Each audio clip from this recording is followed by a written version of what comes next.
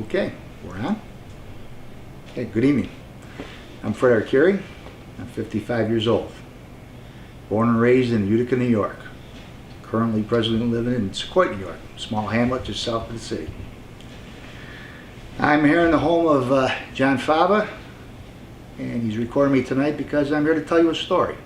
A story of an encounter that happened to me on July 24th, 1991. I decided to come out, tell the story to whoever might be interested in hearing it. It's been told to a few people during my lifetime. Not many, but a few. And I'm going to share this story with whoever else is willing to listen. So it's a story of an evening of fishing with a close friend of mine. And this took place in a little hamlet called Hubbardsville, New York. Probably a 35 minute ride south of my house.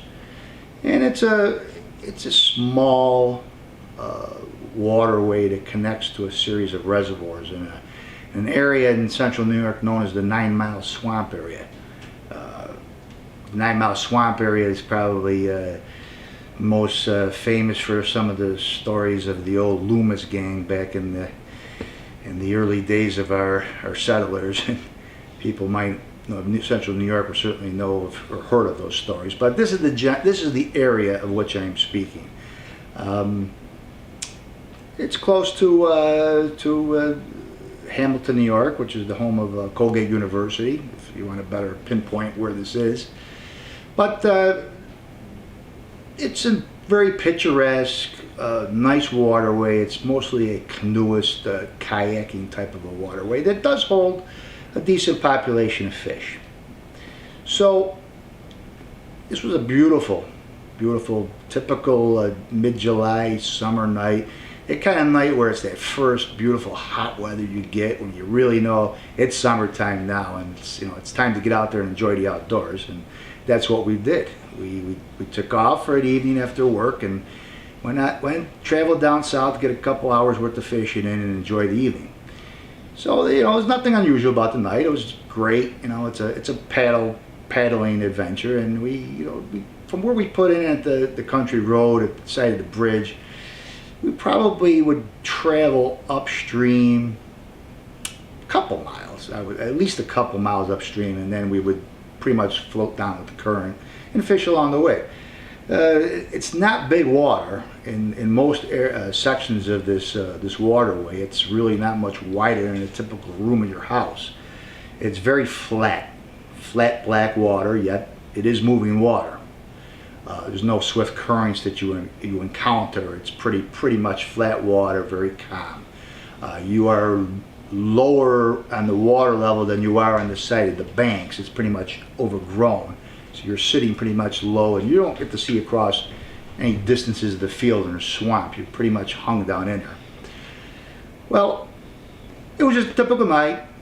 I can't brag about any great fish we caught, but as it was getting towards the end of the evening, sun setting, and we had ways to get back, once we decided to call it a night and say, okay, we're pretty much done fishing, I had an odd experience. I looked down next to me in my canoe, and my paddle that I have, I'm in the back of the canoe. I'm the steerer, the main paddler. My paddle was no longer in the canoe. Fishing poles, tackle box, they were there. My friend's paddle, he had the paddle in the front, but my paddle wasn't there. And I don't remember dropping it in the water. I could have, I guess, but I thought I would have heard it. So I asked my friend for the paddle, and so I could have it, because I have to paddle from the back with one paddle, not him from the front. And I started looking around for the paddle. I mean, it's gonna float. It's not very wide, 10-12 feet wide. It couldn't have gone too far.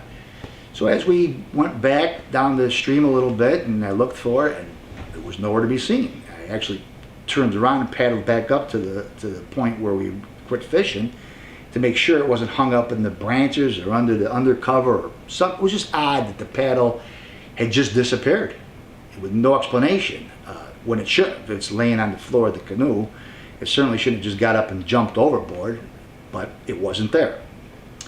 So that's it. I'm done looking for the paddle. I can't explain where it went, so I'm just gonna, call it a day, and I lost my paddle. And I'm gonna paddle out on my own, and that's what I proceeded to do. And it was just, like I said, it was a gorgeous evening. I'm just standing up and I'm paddling the canoe from the back, nice and slow, as we meander. A lot of switchbacks and runs to this slow, flat water.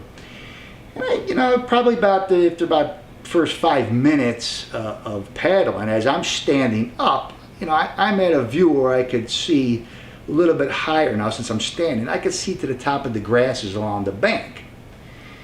And I'm looking, and I could see in the distance, I could see that there was an area, a glowing area in the distance where it was lit up.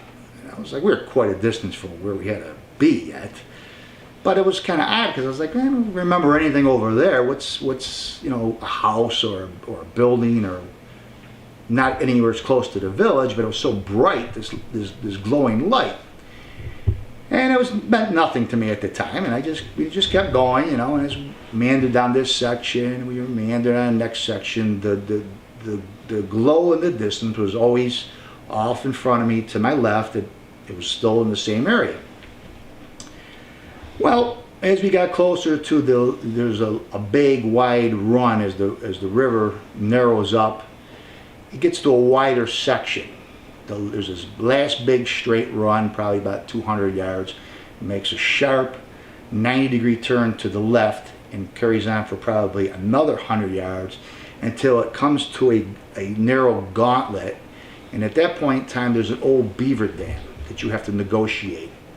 When you came up from where we launched the canoe, we would paddle up against the swift current. We would hit this old beaver dam, and we'd have to get out, just jump over the old beaver dam, get into the flat water, and carry on. And of course, we have to reverse this on the way back. So as we hit this last straightaway, this 200-yard straightaway, I realize exactly where I am, how close I am to our destination, and I could tell that the lighting isn't back at the bridge, or it's in an area where there shouldn't be any lighting. And, I'm just saying to myself, oh, it must be, people fishing on the bank, probably, they're Coleman lanterns or whatever, and it's no big deal. So as I'm talking with my friend and just enjoying the evening, and we're paddling, we get to the point where we have to make the curve and hit that last stretch. And when I came around the curve, made that last stretch, I'm looking straight on to the source of the lights. And the source of the lights was not on the bank or on the water's edge. The source of the lights was set back into the woods. And at 100 yards, it clearly looked odd to me. It was clearly something there, a piece of equipment, a machine, an object, something fairly large. But it certainly wasn't fishermen along the bank fishing. Okay, what is this? I don't know. But we're going to find out, because we're drifting and slowly paddling closer to it. I would say probably at 75 yards out, I can clearly tell this was a conical shaped object. Why was it conical? Because I could clearly see the sides of it, the cutoff top, the bottom. It was conical, it was curved, because on the right hand side, my view looking straight at it, on the right hand side, it had 3 stationary lights lit up. I would call them bars, strips, bars. 1, 2, 3. Clearly defining the curve of the object. They were amber in color. Amber as in the same exact color that you find on your car in your driveway, your signal light. And they were just lit up.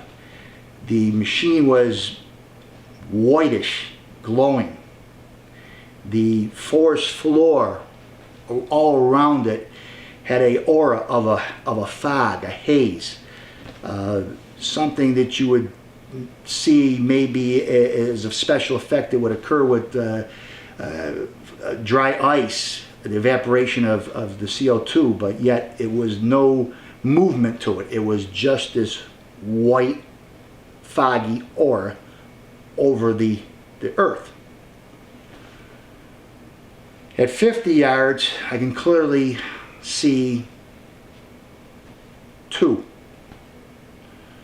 entities, I would call them, because for better lack of what it was, I don't know. But it was two, not one, two figurines that were hiding behind the machine. I'll call it a machine.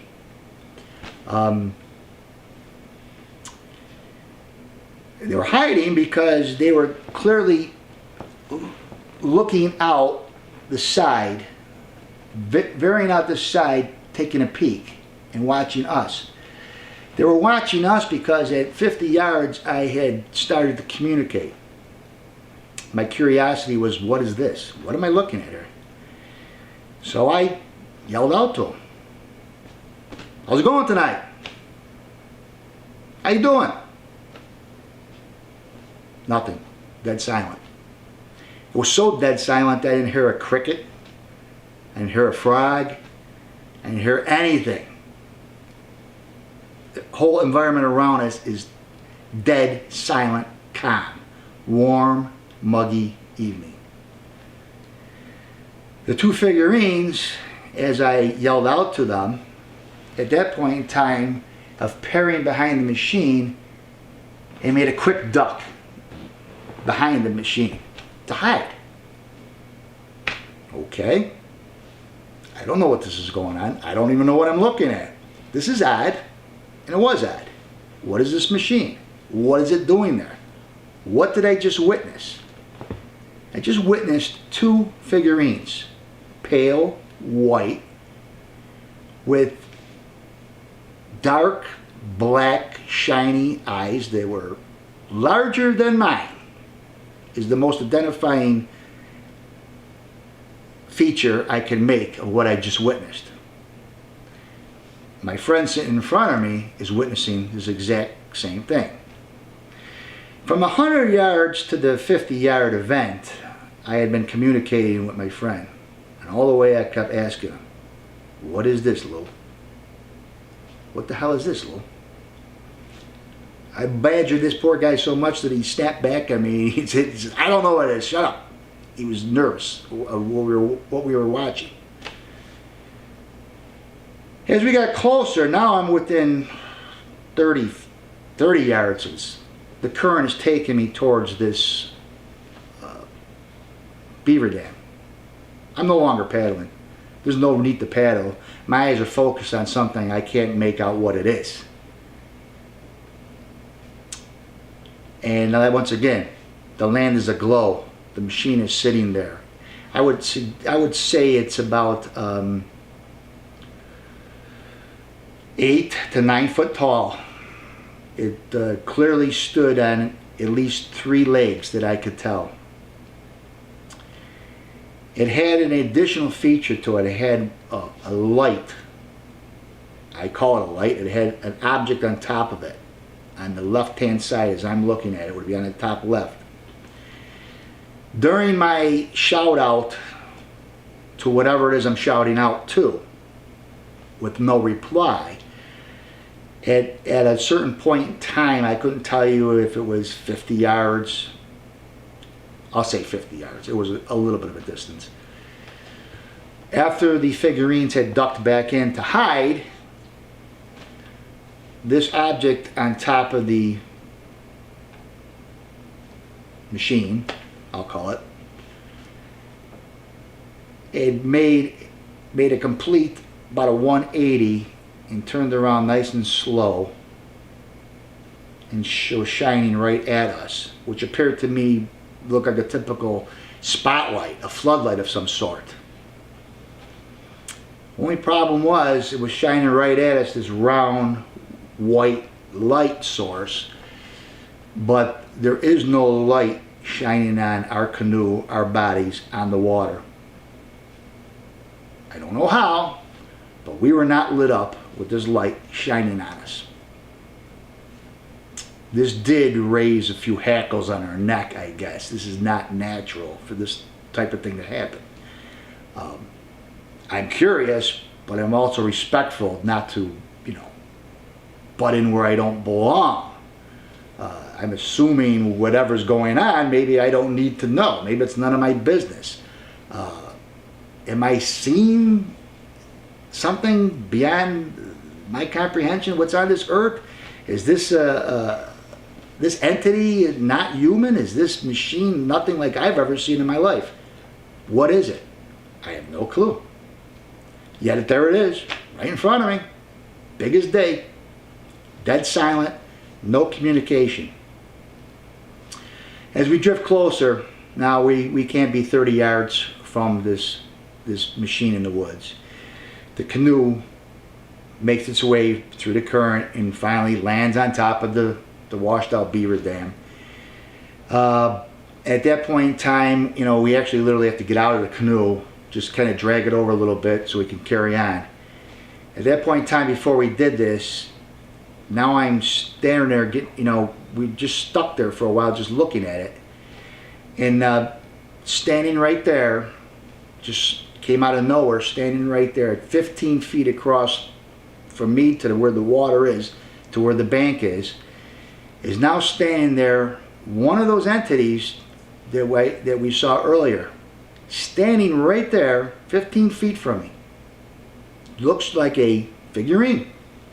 No identifiable clothes, no identifiable anything. It looks like a figurine. I only describe it as an artist's model doll that they use when they pose and they draw with. This smooth, normal shaped figurine. This is exactly what it looked like. At 15 feet, I should have been able to make great detail up close of what it was. Unfortunately, we're in pitch black darkness.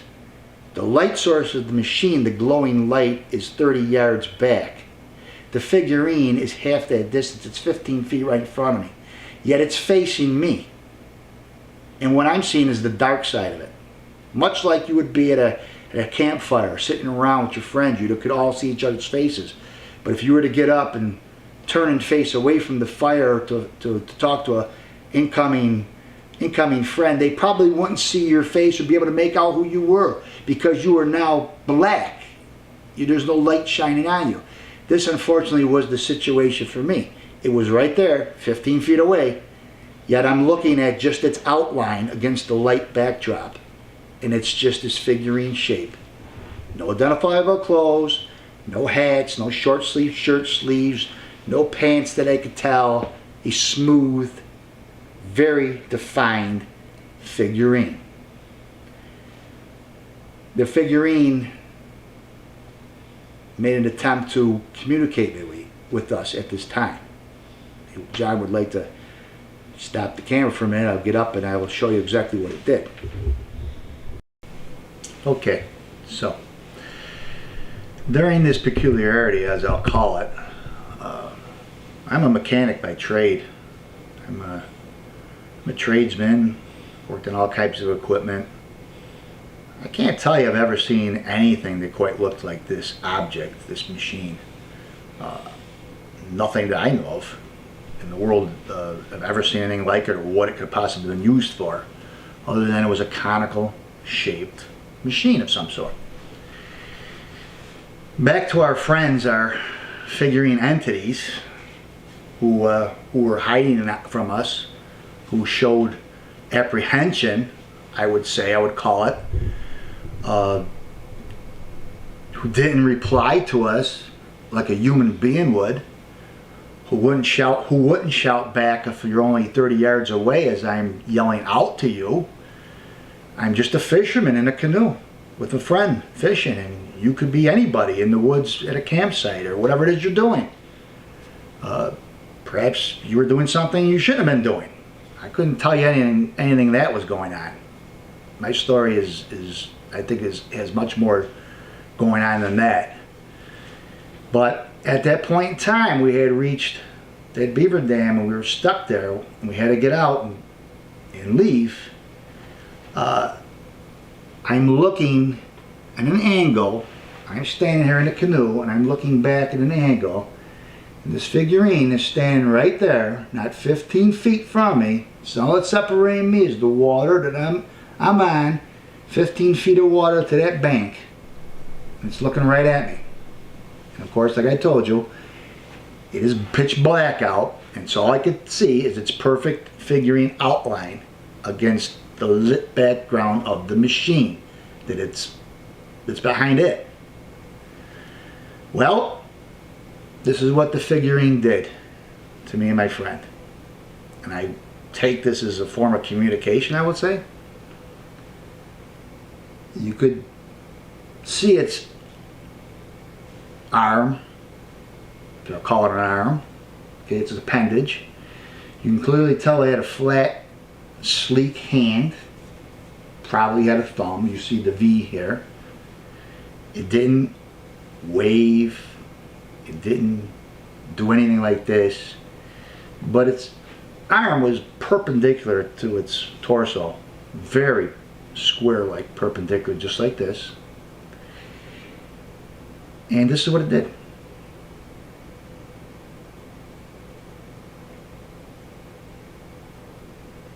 In this very slow motion, form of a wave, I guess.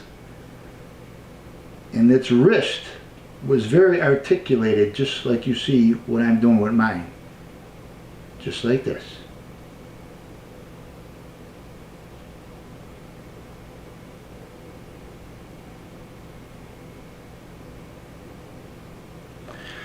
That was too much at that point in time for my friend to handle, I think. He, need I say, got nervous, and this was a very odd experience, as you could tell by this story. At that point in time, he had already jumped out of the canoe, yanked it from out from underneath me. I was literally almost fell into the water. I had the paddle to stop me from going face first into the creek. I grabbed the hold of the canoe and yelled at him, probably some choice words, to stop and wait a damn minute. And at that time I had looked back at my figurine friend here, who was now no longer waving. He was just standing there at a very statuesque pose, doing nothing. I never felt I was in any kind of danger. I never felt that I was in trouble here. My curiosity overcame all these things. But yet, something told me to get the hell out of Dodge with my friend and leave. Which is what we did. Jumped in the canoe, took off, made a quick 200-yard run down the rest of the creek, pulled the canoe out fast, threw it in the back of the pickup, tied it up, beat feet.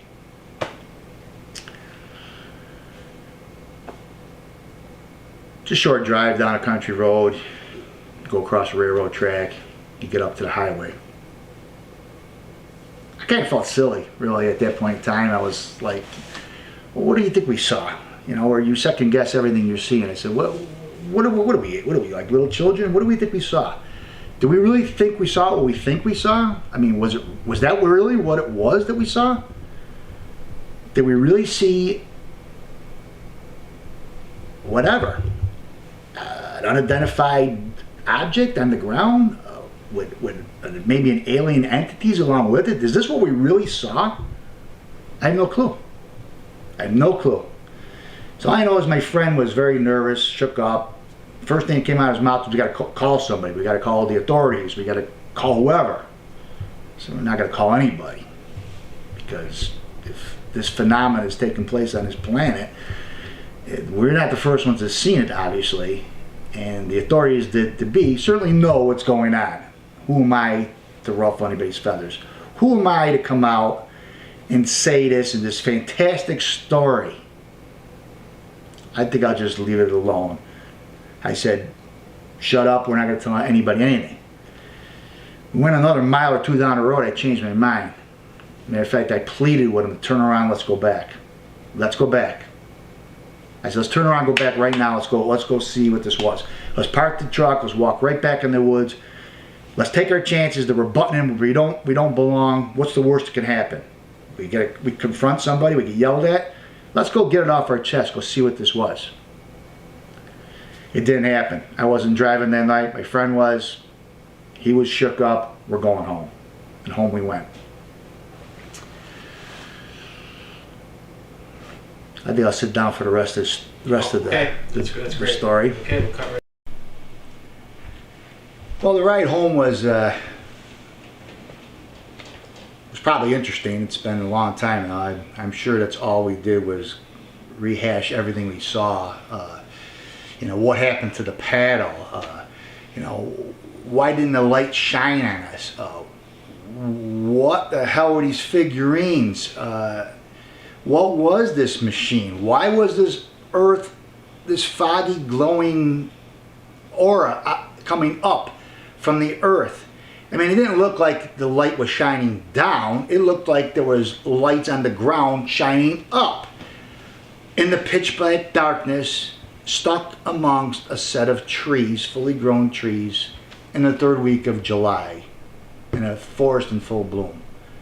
I have no clue. We went home. We went to bed. We slept on it. We went to work the next day. We went to work the following day. The third day was a Saturday. I normally worked on a Saturday, and at least a half a day. I didn't that day. My friend and I put the canoe back in the pickup truck, and we went back to the creek. Hell, we'll go fishing again, right? Why not? Let's go take a look. Let's go in the morning. Let's go fishing, and let's go take a look in the woods. You know, where this happened, and try to make sense of all this in our head. You know, what went on? So that's what we did. Not particularly early, whatever. It was probably 9 o'clock in the morning. Doesn't matter. And we got in. It was another beautiful sunny July morning. It was great. You know, perfect summer weather. Nice day to be outside.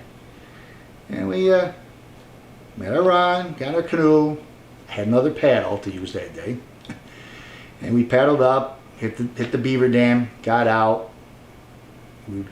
Naturally, we would take off, go down the river. We need not. So all we had to do was just go another 20 feet, beach the canoe, get out, walk in the woods.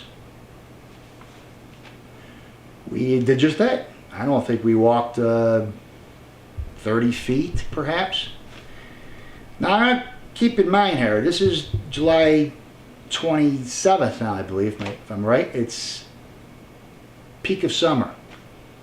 Vegetation is growing everywhere. Grass is tall in the forest. What do you see in the forest? You see whatever's growing there. You know, whether it's native weed species, sapling trees, standing amongst fully mature 18 to 20 inch diameter maples or ash, beech, whatever these trees are that we're standing amongst. This is a section of 9 Mile Swamp, this area in central New York. You get the picture. We're in full bloom here. Most plants, ground plants growing up are at least 3/4 of the mature height before they go to seed in late summer and fall. So vegetation is everywhere, like it should be. So you understand now, we're in a lush green forest. Everything's green, everything's growing, it's beautiful. Well, we're 35 feet from the water's edge into where we had saw this machine and our entity friends. And what I saw next astonished me. Because in this area where this took place, and I'm going to guesstimate it was at least a 30-foot diameter area. I could not tell you if it was perfectly round. I'd have to be up in the sky looking down at the ground to tell you that. But I can tell you there was several mature 20-inch diameter trees, fully grown trees, 40, 50 feet in the sky. They were in this area, and what we saw was unexplainable. What we saw was the earth was stripped bare. It was stripped bare of everything. There wasn't a single leaf. There wasn't a single blade of grass. We put our hands in the dirt. We could pick it up and it was almost like powder. It was as if it was sifted through a screen 10,000 times. There wasn't a single stone, not a single chip of gravel, not a tiniest piece. If you were to pull up a weed out of the ground and look at the roots, you'll see all the little fine hair roots that are attached to the main roots. There was nothing, not a single piece of organic material left in this earth, in this whole entire area. All of the major trees were standing there. They were precision. The bark of the tree, where the bark of the tree met the ground, all the way around its circumference, was surgical. Bark, dirt. Bark, dirt. Not a piece of lichen mold, not a piece of moss. There was not a single animal track, not a bird track, not a rabbit track, not a deer track, not a raccoon track. There were no tracks. There were no prints of what was there standing there 3 nights earlier. There was no indentations in the ground of where this machine was standing. They were stripped bare. There were 3 tiny lumps in the ground in a straight line that didn't come up off the forest floor 10 inches, I would say. I dug down with my hands into one of them. What I was looking for, I don't know. I dug and I dug into the ground. The ground was so loose. I'm a gardener, one of my hobbies. I have a rear tine tiller. When I till my garden, it's usually 3 passes until I get that earth so deep, about this deep below me, where you can stick your hands right into it. This is what a good gardener does with a good tiller. This was exactly like that. I could stick my hands right into the forest floor. Stick it right into the dirt deep. Loose dirt. We walked around the perimeter. We checked everything. Once again, there were no tracks. No animals had stepped onto this pure forest floor. We're the first ones stepping on it. I walked all the way around the perimeter, and everywhere around there's tall grass. I'm 6'1". This grass is up to my chest. There was not a footpath. There was not a deer trail, any animal paths, nothing leading to this. There were no wheel marks. There was no drag marks. On the far corner from the water to the bare dirt, to the far corner deeper into the woods, I walked through the high grass till I came to the corner of a farmer's cornfield with standing corn. Once again, there could have been access from that cornfield to this water's edge to bring this piece of equipment in. All the grasses, all the weeds, and all the vegetation is standing tall. Nothing has been disturbed. Once again, nothing has been disturbed. This 8 to 9 foot tall conical shaped machine was standing there just 3 nights earlier. How did it get there? There is no evidence whatsoever that indicates this machine was on wheels or track, dragged in, carried in, nothing. We're in a pristine part of a summertime forest, undisturbed, except for this area that we're standing in, where the earth is completely stripped bare. I can't emphasize enough. It is completely stripped bare. Once again, everywhere we're looking in this whole area, you could put your hand anywhere and pick it up, and it's like nothing. Clean, sifted, beautiful, brown, organic dirt, with not a single stone, Not a single root, nothing. Stripped bare. And amongst this area is at least a half a dozen full-size, fully grown trees standing there with bark that meets bare dirt. What did we see? What machine could have done this? I don't know. I'm not sharing the story to tell you that I saw aliens or I saw an alien craft. I might have. That might have been exactly what I saw. So all I know is whatever it was, they removed what was once there. They took the earth, they took the vegetation, they removed it, because all that's left now is bare earth. I don't know anybody that could do this in 3 days. I mean, certainly if it would take a team of people to go on there and dig up the earth, dig up the dirt, keep putting it through screens, get every last little piece of stone out of there and piece of vegetation. It was so sterile. It's beyond description. To see it with your own eyes, I'm probably not even doing justice telling you how sterile it was. I'm trying to articulate as much as I can so you put yourself there. Once again, there was no evidence of this machine being brought into this site. I wish I didn't let my friend scare us off and leave that evening. I wish we did stick our nose in where it didn't belong. I wish we did go talk to see the entity friend who was waving at us. I would like to know to this day exactly what it was I saw that night and have an answer. I'm afraid I'm probably in my lifetime I'm never going to. The man that's filming this right now is also a witness to this event.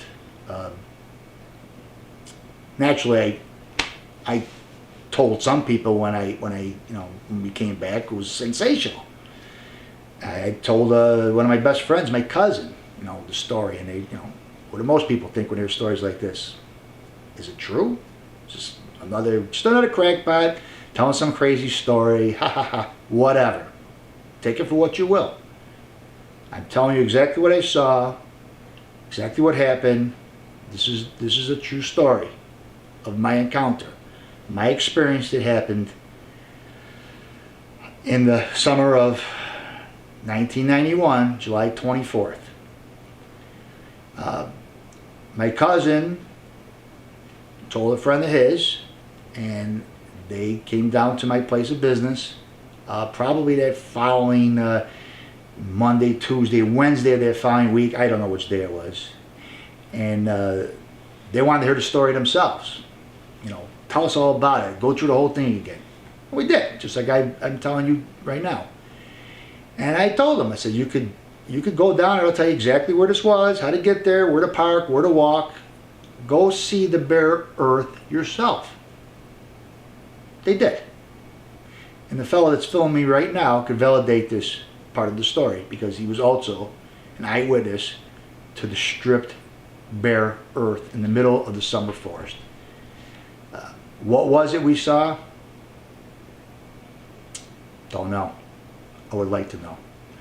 I believe there's probably somebody out there that does know. I'm a 55-year-old man. I've seen a lot in my life. I'm not afraid to tell this story. I'm not afraid of who listens to the story. I think it was time to get this out and get it off my chest, whatever. To whoever studies this type of phenomenon may be interested in hearing it, if it's some kind of a help, this is why I'm taking the time to just repeat the story. There's no monetary gain I'm looking for. I'm doing this as a request by the man standing behind his camera who's interested in this type of stuff, who once again witnessed the earth himself 5 or 6 days after this event. And that's really about all there is to it. I mean, it's a fascinating story. I never forget it. I made a mistake, not probably made a mistake, or maybe I was lucky I didn't. Who knows? I'll never know. But you know, human nature, my human nature is, you know, you mind your own business, right? I yelled out, I spoke out, I try to get their attention. They never replied to me. I don't know any humans that don't reply to people like that in close proximity. It is what it is. You know, it's something I'll never forget, and that's 100% true. What was it that I saw? I do not know. What did I saw? I do know. And that's the story I just shared with you. Thank you. Thank you, Freddie.